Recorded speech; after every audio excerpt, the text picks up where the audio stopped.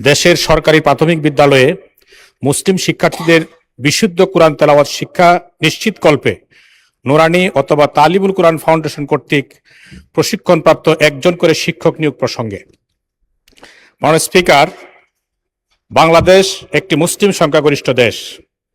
দেশের অধিকাংশ মুসলিম পরিবার তাদের সন্তানদের প্রাতিষ্ঠানিক শিক্ষার পাশাপাশি শুদ্ধভাবে পবিত্র কোরআন তেলাওয়াত শিখাতে আগ্রহী।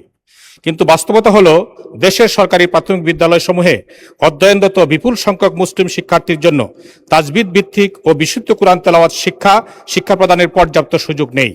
অনেক ক্ষেত্রে ধর্মীয় শিক্ষা পাঠদান করা হলেও শুদ্ধ উচ্চারণ ও মাখরাজ এবং তাজবিদের নিয়মাবলী অনুসরণ করে কোরআন শিক্ষার জন্য প্রয়োজনীয় পর্যাপ্ত শিক্ষক পাওয়া যায় না।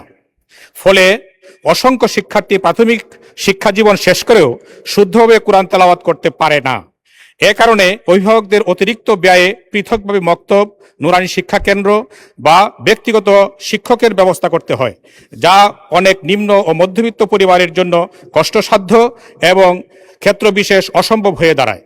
অন্যদিকে নুরানি ও তালিমুল কোরআন পদ্ধতি বর্তমানে শিশুদের শুদ্ধ কোরআন শিক্ষা প্রদানের একটি পরীক্ষিত ও জনপ্রিয় মাধ্যম হিসাবে দেশব্যাপী স্বীকৃত। এসব পদ্ধতিতে প্রশিক্ষণপ্রাপ্ত শিক্ষকগণ অল্প সময়ে শিশুদের বিশুদ্ধ কোরআন তেলাওয়াত, তাজবিদ এবং মৌলিক ধর্মীয় জ্ঞান প্রদান করতে সক্ষম হন।